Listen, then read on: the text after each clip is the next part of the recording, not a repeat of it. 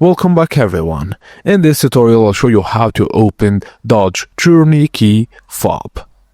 First thing first, flip over the fob and slide this lever or switch on the back to release the emergency key.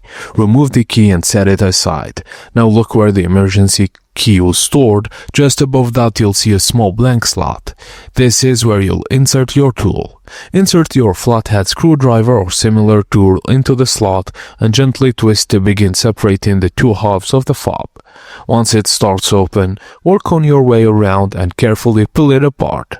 You'll now see the battery inside. Use the same tool to gently slide the battery out for under its clips and take note of the battery orientation positive, plus side usually faces up.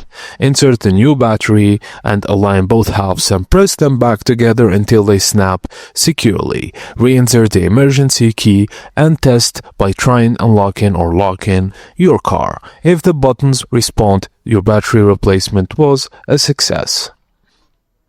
And that's it guys, as simple as that. Thank you for watching, and please don't forget to like and subscribe for more.